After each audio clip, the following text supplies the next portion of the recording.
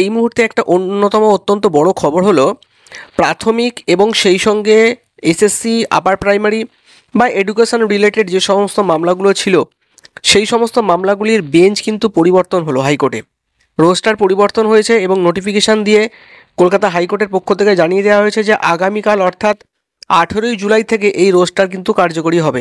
তো চলুন আমরা দেখে নিই যে প্রাইমারির যে রোস্টার পরিবর্তনের ফলে যে মামলাগুলো ছিল সেগুলো নতুন কোন বেঞ্চে উঠবে। আচ্ছা, প্রথমত বলি যে সিঙ্গেল বেঞ্চে প্রাথমিকের যে সমস্ত মামলাগুলি চলছিল সেই মামলাগুলিকে দুটি পর্যায়ে ভাগ করা হয়েছিল। আমরা সকলেই জানি যে 2022-এর পরের যে মামলাগুলো ছিল সেগুলো শুনছিলেন অনারেবল জাস্টিস সৌগত ভট্টাচার্য, এবং 2022 এবং তার আগের মামলাগুলো শুনছিলেন ওম নারায়ণ রায়। এখন এই জায়গায় দাঁড়িয়ে অরিজিনাল ওএমআর মামলা এবং সেই সঙ্গে বেশ কিছু মামলায় যে মামলাগুলো ট্যাগ ছিল সেই সমস্ত ট্যাগগুলো কিন্তু আলাদা হয়ে যায় এই মামলার রোস্টার পরিবর্তনের ফলে, যেহেতু সৌগত স্যার 2022-এর পরের মামলাগুলো ছিল এবং 2022-এর থেকে তার আগের মামলাগুলো ছিল ওম নারায়ণ রায় স্যার।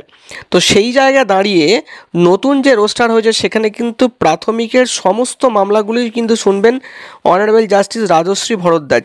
দেখুন এখানে লেখা রয়েছে যে matters motion and hearing under article 226 of the Constitution of India relating to madrasa primary para teacher মাধ্যমিক শিক্ষা কেন্দ্র education under group 2 including service and application connected thereto.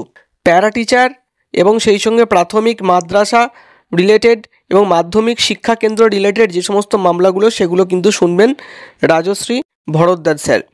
R honourable justice Saugata Bhattacharya যিনি প্রাথমিকের মামলাগুলো শুনছিলেন তিনি এখন থেকে শুনবেন কি মোশন অ্যান্ড হিয়ারিং ম্যাটারে তিনি শুনবেন হায়ার সেকেন্ডারি এডুকেশন এবং সেই সঙ্গে constitution of India relating of secondary and higher secondary education under group 2 including service and applications connected there to.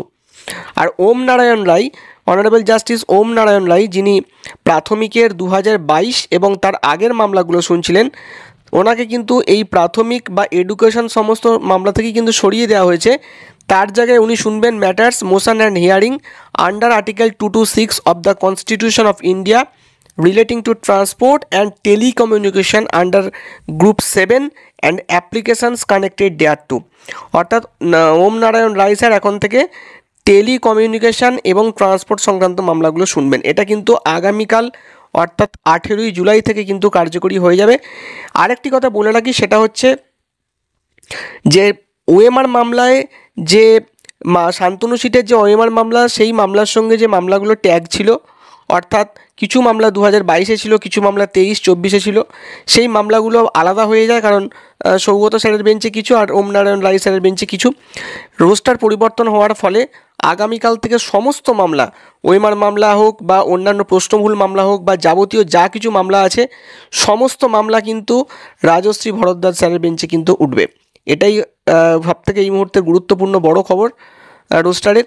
এবার দেখা যাক কতদূর কী হয়। আপাতত এইটুকুই। সকলে ভালো থাকবেন, ধন্যবাদ।